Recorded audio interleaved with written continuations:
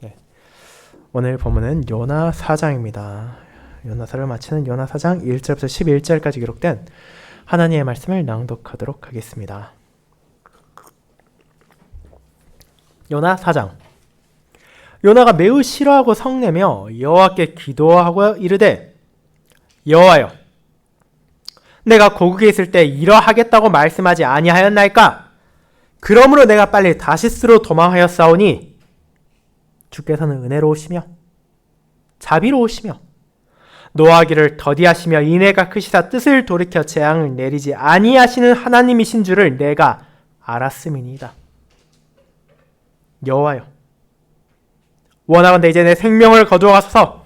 사는 것보다 죽는 것이 내게 나음이니이다 하니 여호와께서 이르시되, 내가 성내는 것이 옳으냐 하시니라. 요나가 성읍에서 나가서 그 성읍 동쪽에 앉아 거기서 자기를 위하여 초막을 짓고 그 성읍에 무슨 일이 일어나는가를 보려고 그 그늘 아래에 앉았더라. 하나님 여호와께서 박농쿨을 예비하사 요나를 가리게 하셨으니 이는 그의 머리를 위하여 그늘이 지게 하며 그의 괴로움을 면하게 하려 하심이었더라. 요나가 박농쿨로 말미암아 크게 기뻐하였더니 하나님이 벌레를 예비하사 이튿날 새벽에 그 박농쿨을 갉아먹게 하심에 싫으니라.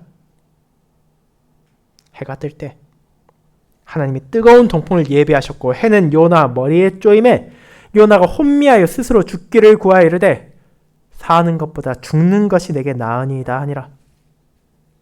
하나님이 요나에게 이르시되, 내가 이 박농쿨로 말미암아 성내는 것이 어찌 옳으냐 하시니 그가 대답하되, 내가 성내어 죽기까지 할지라도 옳으니이다 하니라.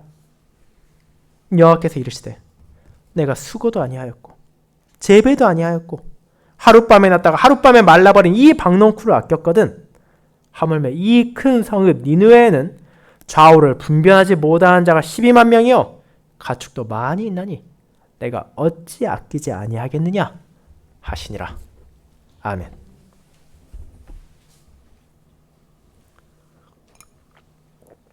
설교에는 시편 86편 7절, 9절, 10절 이어서 부르도록 하겠습니다. 사랑하는 주 예수 그리스도 안에 있는 형제 자매님들, 우리는 종종 주변 사람들의 특정한 모습을 싫어하기도 하고 거기에 대해 화를 낼 때도 있습니다. 일반적으로 이것은 그 대상이 반복적으로 보이는 잘못된 행동이나 혹은 내가 원하지 않는 표현이 이어질 때 나타나는 반응입니다. 우리가 그 상대를 향해 계속해서 그것을 고쳐야 한다고 말하고 제발 그렇게 하지 말라고 권면하기도 하지만 그럼에도 그것을 고집하는 이들의 모습을 보는 것은 분명 안타까우며 답답할 수도 있습니다. 그런 경험은 여러분이나 저도 있을 것이며 어느 정도 이해할 만한 점이기도 합니다. 누구라도 사랑하는 사람이, 자신과 가까운 사람이 그런 어리석은 행동을 반복하는 것을 원하진 않을 것이기 때문입니다. 그런데 과연 우리가 그런 경우에만 비교적 화를 내도 정당해 보이는 것에만 그렇게 반응하고 있습니까? 그렇지만은 않습니다. 사람들은 종종 상대방의 선한 모습에도 좋지 않은 감정을 드러내곤 합니다. 그 사람이 내게만 친절하면 좋겠고 내게만 관대하기를 바라며 내게만 좋은 모습을 보여주기를 원할 때도 있습니다. 그렇게 함으로써 나에게만 향해야 할 특별함이 다른 사람들에게도 주어짐으로써 자신의 그 특별함이 사라지는 것을 견디지 못하는 것입니다. 그리고 이런 모습은 의외로 연인만이 아니라 친구 간에도 나타날 때도 있고 가족 간에도 있을 수 있을 뿐 아니라 부모나 자식 간에도 혹은 다른 우리가 생각할 수 있는 모든 인간관계 안에서도 종종 나타날 수 있는 현상이기도 합니다. 타인의 선함을 제한함으로써 자신만이 그것을 누리고 자신만이 특별하다는 그런 우월감을 가지고자 하는 것입니다. 그런데 그런 배타적인 모습 혹은 이기적이라고도 할 수 있는 모습은 사람을 향해서만 나타나는 것이 아닙니다. 그것은 놀랍게도 자신들의 신, 자신들의 하나님을 향해서 나타날 수 있다는 것이 우리가 마주하는 현실입니다. 실제로 구약시대 이스라엘 백성들은 하나님의 은혜 가운데 건짐을 받았고 그분의 은혜 안에서 살아가고 있었지만 그 은혜가 다른 이방인들에게는 절대로 가지 않을 것이라 생각하고 있었고 또 그런 것을 바라지도 않았습니다. 하나님께서는 그들의 조상 아브라함에게 땅의 모든 족속들이 너로 말미암아 복을 얻을 것이라 말씀하셨지만 정작 그의 후손들은 그 복은 언제까지나 우리들만 가질 것이라고 여긴 것입니다. 그런 생각과 태도가 오늘 우리가 살펴볼 한 선지자를 통해서도 드러나게 됩니다. 그의 분노의 이유와 그럼에도 그가 결코 바꿀 수 없는 하나님의 선하심과 인자하심에 대해 알려준 요나 사장을 저는 은혜로우시며 자비로우시며 노하기를 더디하시며 인애가 크신 하나님이라는 요나의 고백을 인용하여 설교하고자 합니다. 저는 이 내용을 본문의 흐름에 따라 세 부분으로 살펴보며 이 말씀을 통해 하나님께서 요나에게 그리고 이스라엘과 저와 여러분에게 어떻게 자기 자신을 드러내신지를 고백하며 그 크신 은혜 안에서 우리가 하나님의 인자하심에 감사하며 그분을 함께 찬양할 수 있기를 소망합니다. 이를 첫 번째, 하나님의 은혜로운 성품에 분노한 요나.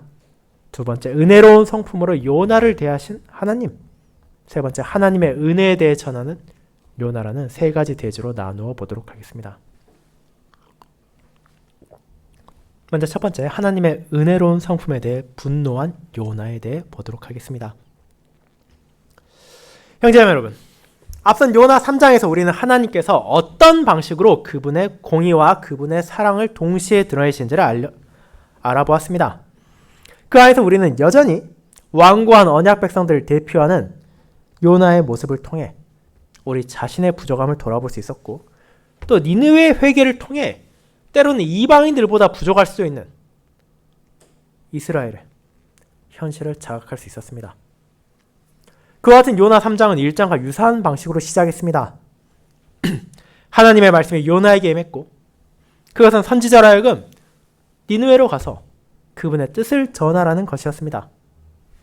그런데 1장과 3장에는 큰 차이가 있었습니다. 요나의 반응이 정반대였기 때문입니다.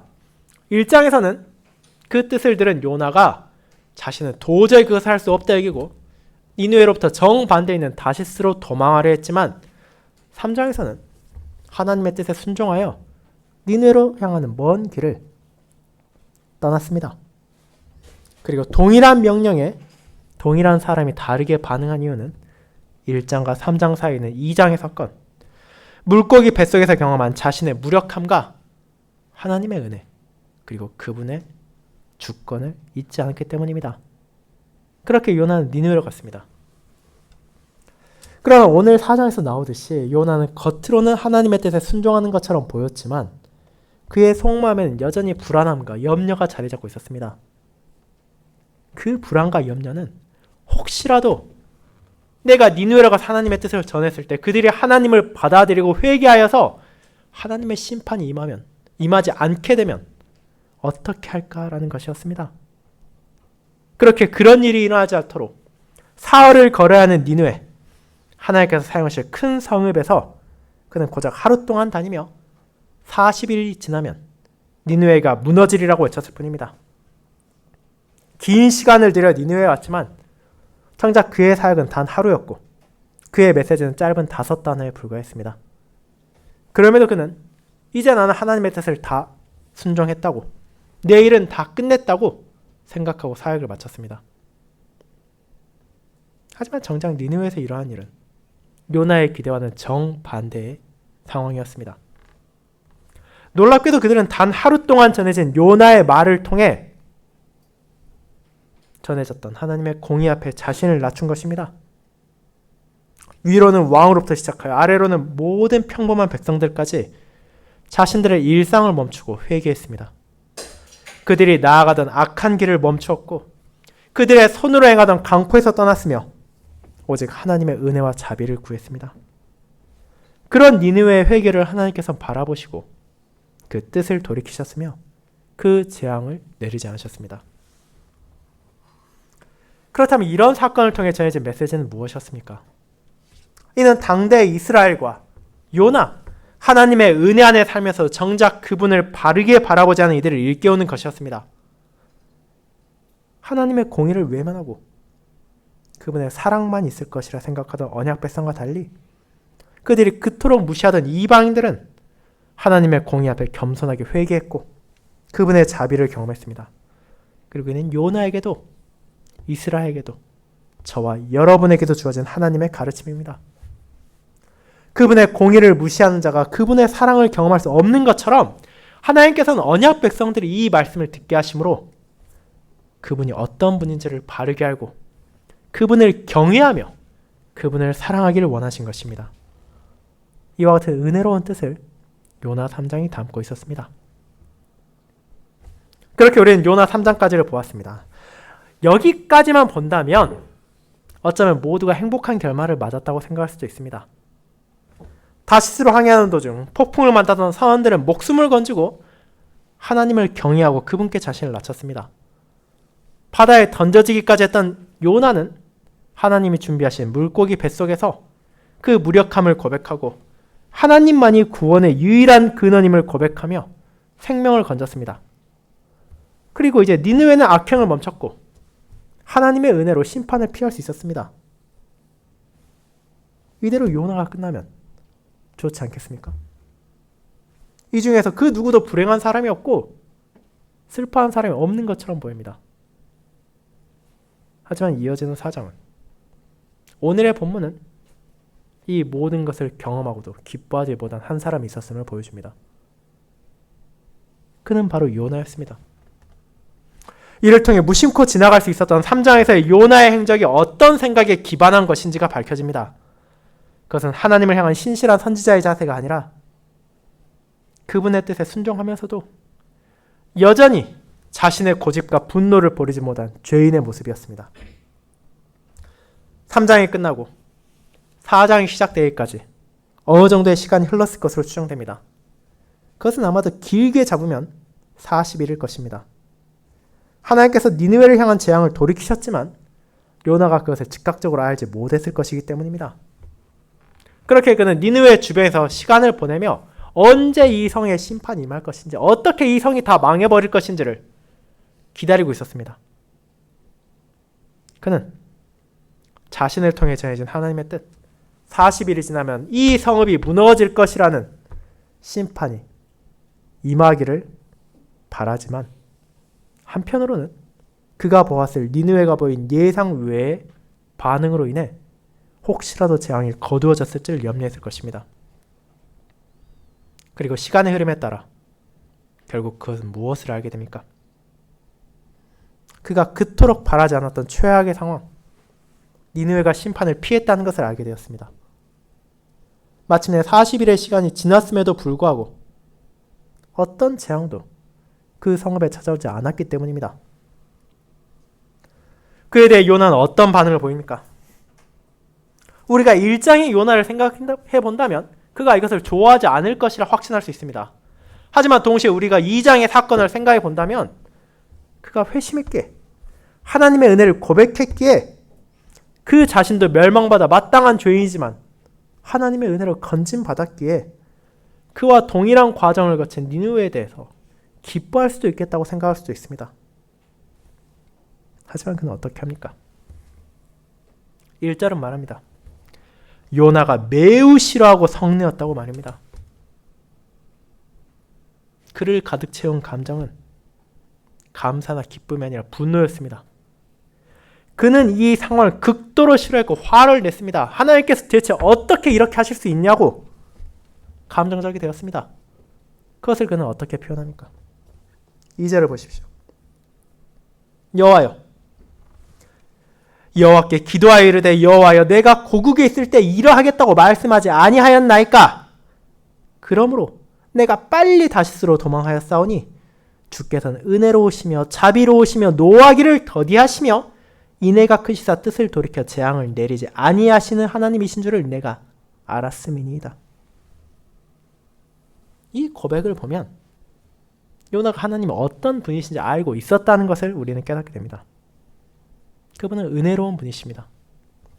그분께서는 자신의 백성들에게 그리고 요나에게도 정말 값없이 자비를 베푸셨습니다.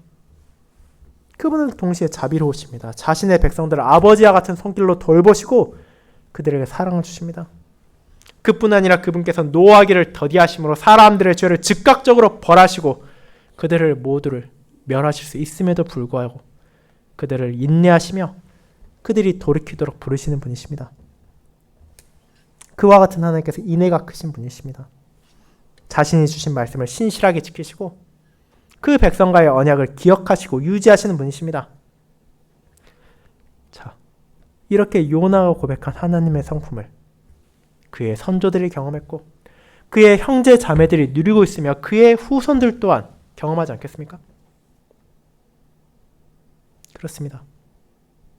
요나는 하나님의 성품을 모른 것이 아닙니다.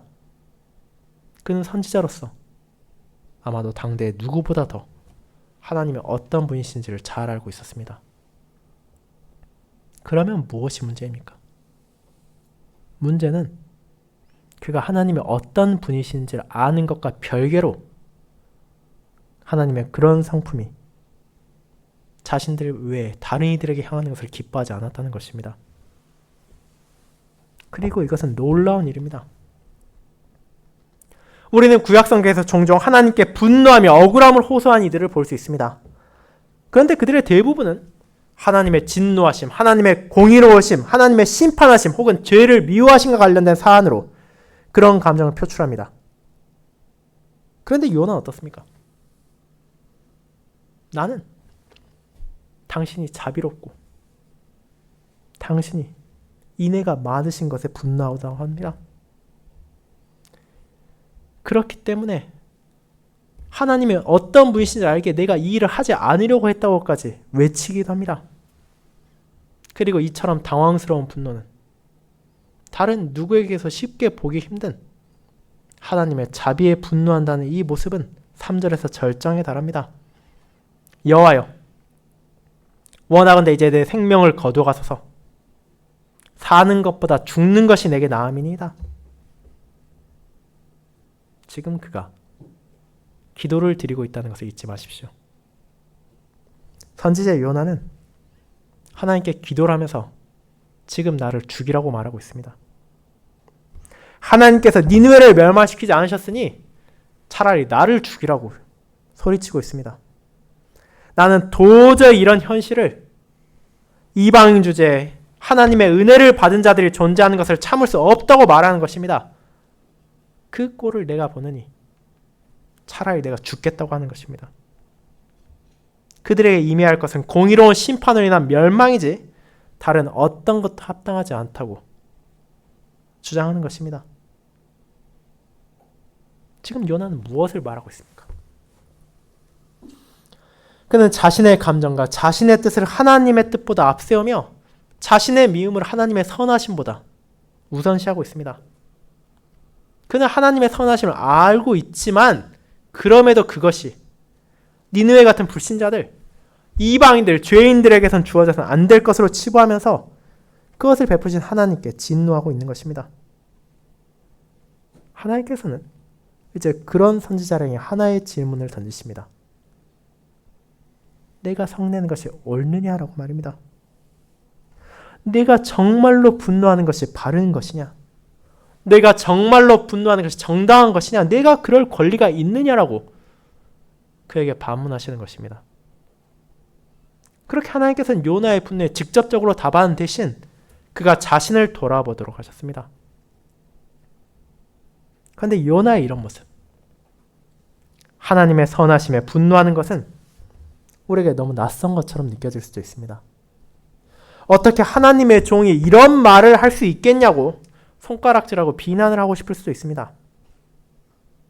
그런데 그런 모욕을 하기 전 우리 자신을 잠시 돌아보시기 바랍니다. 이런 모습이 과연 요나라는 한 사람에게서만 발견되는 것입니까? 그렇지 않습니다. 지금 잠깐 여러분이 가장 싫어하는 사람을 머릿속으로 떠올려 보시기 바랍니다. 여러분의 가까이인 지인도 좋고 아는 사람에도 좋으며 그게 아니라면 여러분 마음에 들지 않는 정치인이나 유명인으로 좋습니다. 그 사람을 머리로 떠올려 보고 여러분은 과연 그 사람에게도 복음이 전해지는 것이 합당한 것인지, 더 나아가 하나님께서 그 사람에게도 은혜를 베푸셔도 될 것인지에 대한 답이 무엇이라 여기십니까? 과연 나의 모든 감정을 접고 나의 모든 이해관계와 미움을 내려놓고 하나님께서 그 사람에게도 은혜를 베푸신다고 할 때 내가 정말로 기뻐한다고, 정말로 감사한다고, 정말로 하나님을 찬양하겠다고 말할 수 있겠습니까? 그분만이 과연 인자하신 하나님이라고 영광을 돌릴 수 있겠습니까? 만약 그에 대한 답이 그렇습니다가 아니라면 여러분이 내리신 답을 다시 생각해 보시고 4절의 말씀을 돌아보시기 바랍니다. 과연 내가 성내는 것이 옳은 것인지 우리는 자신을 돌아보아야 합니다. 사랑하는 형제자매 여러분, 물론 저는 여러분을 비난하고자 이 말을 하는 것이 아닙니다. 여러분만이 아니라 저도 마찬가지로 부족하며 요나만이 아니라 다른 이들도 이와 비슷한 태도를 취했던 것을 우리는 성경에서 발견할 수 있습니다. 마가복음 2장에서 예수님께서는 세리를 자신의 제자로 부르시고 그의 집에서 많은 세리와 죄인과 함께 앉아 식사하는 모습을 보여줍니다. 그런데 여기서 어떤 이들이 나타납니까? 당대 누구보다 종교적이었던 사람들, 누구보다 신실하게 자신의 삶을 다스린 것처럼 보였던 바리새인의 서기관들이 그 자리를 보고 예수님의 제자들에게 이렇게 묻습니다. 어찌하여 세리와 죄인들과 함께 먹느냐고 말입니다. 그리고 실제로 이것은 질문이 아니라 비난입니다. 아니, 너희 스승이라는 사람은 저 예수로 한 자는 어떻게 저렇게 추악한 세리와 죄인들과 동석하여 식사할 수 있냐고, 그런 죄인들이 그런 은혜를 받을 자격이 있느냐고, 그런 죄인과 함께하는 것 자체가 그 사람이 죄인인 것 아니냐고 비난하는 것입니다. 이 안에 담긴 말을 생각해 보십시오. 그들은 그저 이방인들에게만 하나님의 은혜가 펼쳐지는 것을 거부하는 정도를 넘어서 심지어 동족이라 하더라도 하나님의 은혜를 누구보다 절실히 필요로 한다는 것을 아는 사람들이라 하더라도 세리이기 때문에, 죄인이기 때문에 그것을 받을 수도 없고 그것이 베풀어져서도 안 된다고 판단한 것입니다. 이렇게 이런 모습은 언제라도 나타날 수 있는 잘못된 선민의식, 우월감에 기인한 것입니다. 하나님의 인자심을 알고 선하심을 알지만 그것은 나에게만 주어져야 되고 우리에게만 베풀어져야 하는 한정된 것이어야 한다는 것입니다. 나만이 특별해야 되고 내가 소속된 집단만이 특별해야 한다는 것이 바로 그런 생각입니다.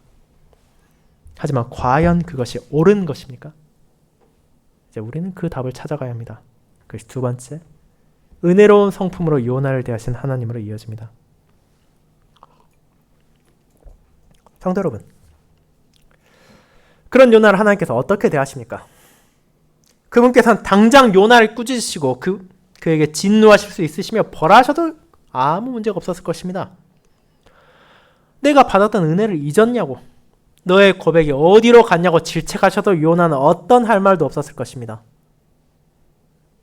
그러나 요나가 고백했던 그분의 인애와 자비는 요나에게도 향했습니다. 니느웨만이 아니라 그토록 방탕하고 어리석고 완고한 선지자에게도 하나님께서는 자비를 베푸사 그가 스스로 잘못을 돌이키고 다시금 바른 길로 나올 수 있도록 그에게 질문을 하시고 그를 살피신 것입니다. 그렇게 하나님의 질문을 받은 요나는 니느웨 성 밖으로 나가서 동쪽에 초막을 만들었습니다. 나무와 풀로 만드는 간단한 형태의 주거지를 만들어 그곳에서 혹시 모르니 그 성이 어떻게 될지 동태를 살피려 한 것입니다. 그 안엔 여전히 헛된 기대감이 있었습니다. 요나는 비록 지금 니느웨가 회개해서 진노를 피했을지라도 40일 지났으니 다시 그들이 죄악을 행하지 않을까, 그들의 회개가 그렇게 오래가진 않을 수도 있다는 마음을 가지고 혹시라도 하나님께서 다시 진노하셔서 다시 그들을 벌하지 않으실까 생각하며 그 자리에 앉은 것입니다. 그는 여전히 여호와의 질문에 대해, 내가 성내는 것이 옳으냐 하는 질문에 내가 옳다라는 생각을 버리지 않았습니다. 그런데 요나가 지은 초막, 오늘날 우리가 생각하는 현대적인 천막과 비교할 수 없을 정도로 열악한 것입니다. 나름대로 열심히 지었다 하더라도 지붕을 덮은 지푸라기와 풀 사이로 강렬한 햇빛이 쏟아질 수도 있고, 당시 근동지방의 기온이 낮에는 최고 50도까지 오르기도 한다는 것을 감안한다면 그 아래 가만히 앉아서 무언가를 바라보기에는 적합하지 않다는 것을 우리는 알아야 합니다. 그럼에도 그렇게 더위를 참으며 증오심으로 니느웨를 바라보는 요나에게 어떤 일이 일어납니까? 하나님께서는 그를 깨우치시기 위해서 두 가지 피조물을 사용하십니다. 첫째로, 그분께서는 오늘날 우리가 정확하게 어떤 종류의 식물인지는 알 수 없지만 요나에게 충분한 그늘을 제공함으로써 그의 불편을 덜어줄 수 있는 일종의 넝쿨 식물을 보내주셨습니다. 그 넝쿨이 초막의 빈틈을 가려주었고 이를 통해 요나는 크게 기뻐할 수 있었습니다. 하지만 바로 그 다음날 어떤 일이 일어납니까? 하나님께서는 새벽에 벌레를 보내셔서 그 식물을 갉아먹고 하루 만에 그 식물이 시들어서 더 이상 그늘을 제공하지 못하게 하셨습니다. 그리고 요나에게 극한의 날씨를 경험하게 하셨습니다. 그는 뜨거운 동풍과 강렬한 햇빛을 마주하게 되었습니다. 지난 여름 우리가 겪었던 더위가 우습게 보일 정도로 근동지방의 강렬한 더위로 인해서 그는 말 그대로 정신을 잃을 정도가 되었고, 이렇게 내가 고통스럽게 있느니 차라리 죽는 게 나을 것이라고 생각하게 만들 정도였습니다. 그가 간절히 바랬던 니느웨를 향한 심판은 임하지도 않고 있고, 그들에게 심판을 선고했던 자신이 오히려 이토록 고통스러운 일이 있을 수 있는 일이라고 여긴 것입니다. 그렇게 그는 다시 한번 죽는 것이 내게 낫다고 외쳤습니다. 그러자 하나님께서는 요나에게 어떻게 말씀하십니까? 내가 이 박넝쿨로 말미암아 성내는 것이 어찌 옳으냐라고 질문하셨습니다.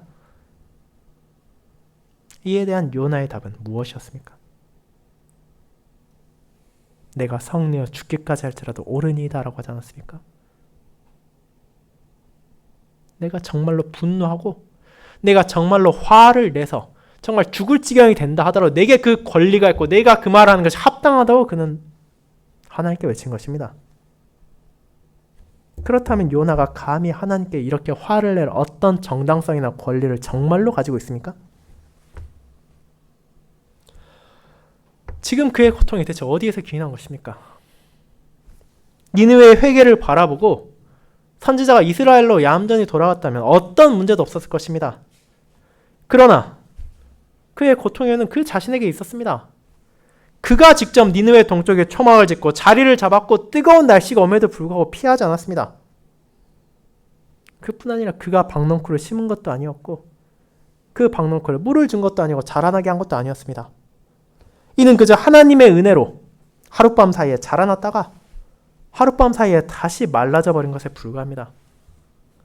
요나는 하나님의 은혜로 그것이 잠깐 동안 제공했던 그늘을 누렸을 뿐이지 그것이 생긴 것에도 그것이 사라진 것에도 어떤 책임이나 의무도 권리도 없었습니다.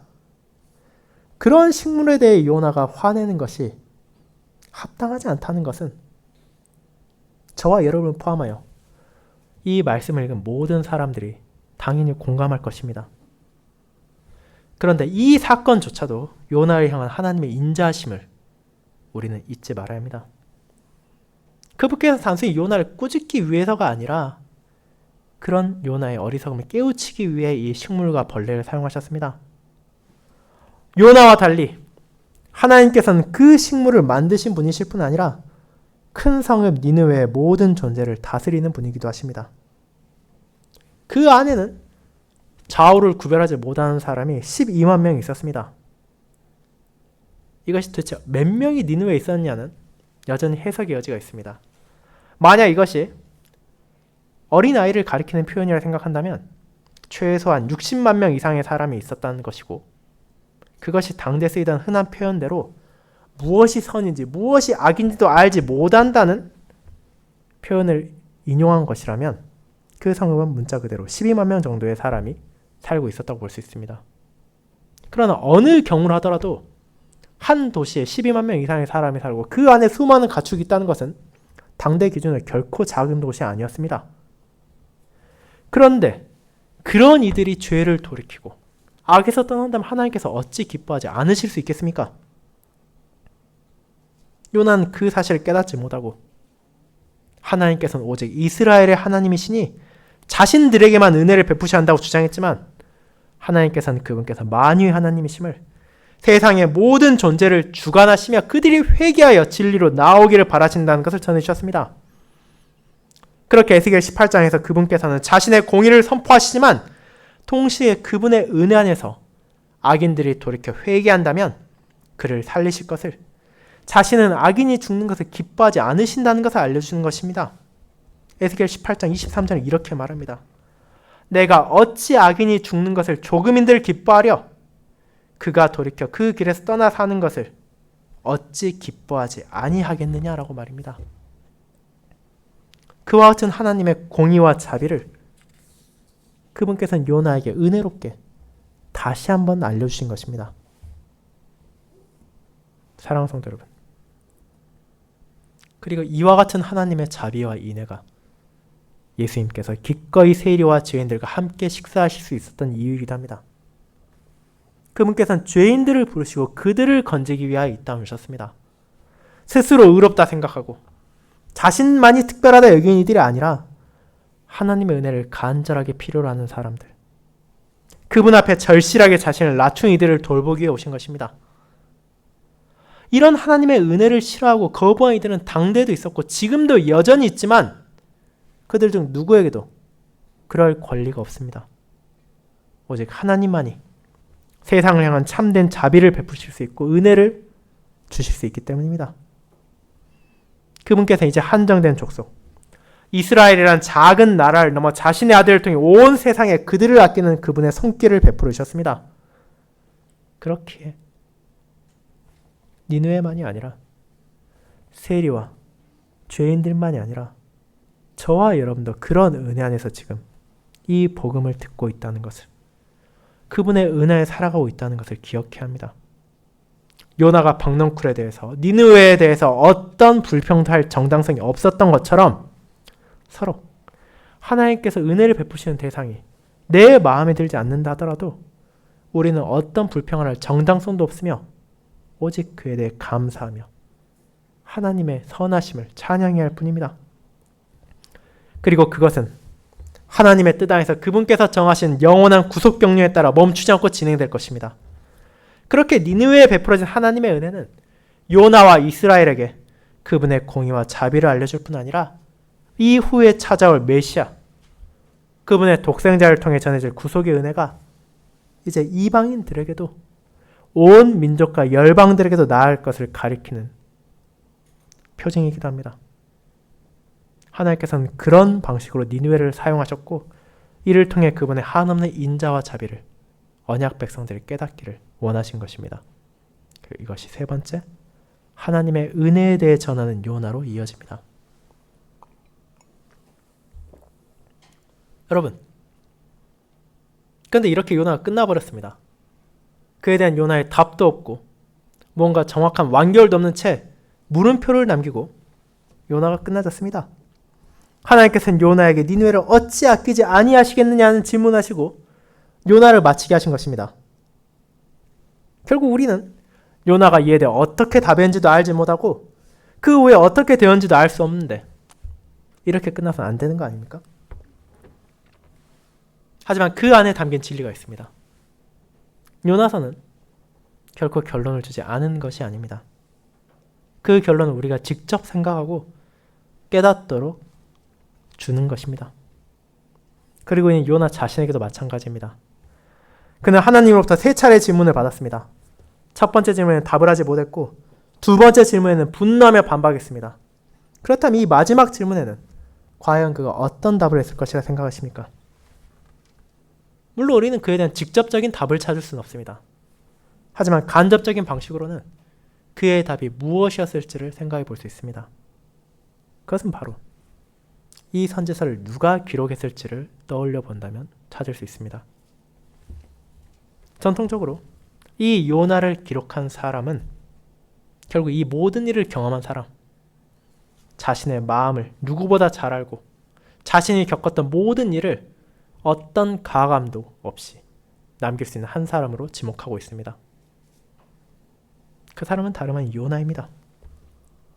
그가 니느웨로부터 돌아와서 그동안 있었던 자신의 여정을 돌이키며 하나님의 뜻을 기록했을 것입니다. 그렇다면 그는 이 마지막 질문에 대한 답을 잘 알고 있을 것입니다. 그것은 정말로 하나님께서 은혜로우시며 자비로우시며 노하기를 더디하시며 인애가 크신 분이라는 고백입니다. 그 무엇도 내세울 수 없는 자신들의 선조를 애굽에서 건지셨고 광야를 지나게 지키셨으며 그 후로도 이스라엘을 돌보신 것처럼 부족한 죄인인 나를 그분께서 인애로 대하시고 자비롭게 진리를 깨닫게 하신 것처럼 그분께서 얼마든지 이방을 향해서도 그 사랑을 드러내실 수 있을 뿐 아니라 그들이 회개하여 돌이키기를, 그들이 헛된 우상을 버리고 구원의 유일한 원천이신 그분께로 나오기를 바라신다는 것을 알았을 것입니다. 그리고 그 답을 자신의 형제와 자매들이, 그리고 자신의 후손들이 하나님의 은혜로 기록된 이 말씀을 읽으며 스스로 깨달을 수 있기를 바라며 그는 하나님의 뜻에 따라 이 선지서를 기록했습니다.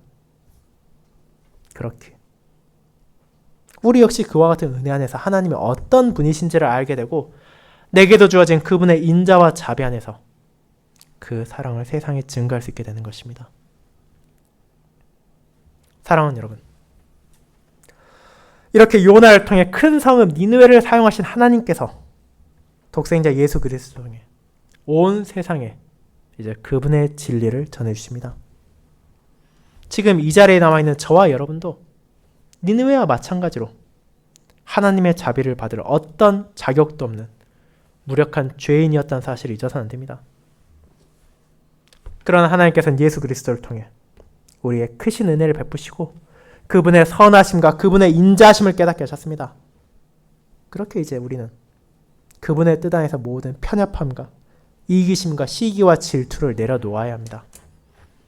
하나님께서 진정 공의로우시지만 은혜로우시며 자비하시다는 것을 깨닫고 그분의 선하심을 나의 잣대로 재단하는 것이 아니라 그 은혜로 내가 구원받은 것처럼 서로 나의 원수라 하더라도 나의 대적이라 하더라도 그분의 뜻이라면 그분께서 돌이키시고 건져주시기를 바라며 주님의 이 사랑을 증거하는 삶을 살아갈 수 있도록 기도해야 하는 것입니다. 그렇게 함으로 하나님의 크신 은혜를 찬양하며 요나를 통해 계시하신 그분의 선하심, 그분의 의로우심, 그분의 자비하심이 이 세상에 밝히 드러날 수 있는 저와 여러분이 될 수 있기를 소망합니다. 아멘.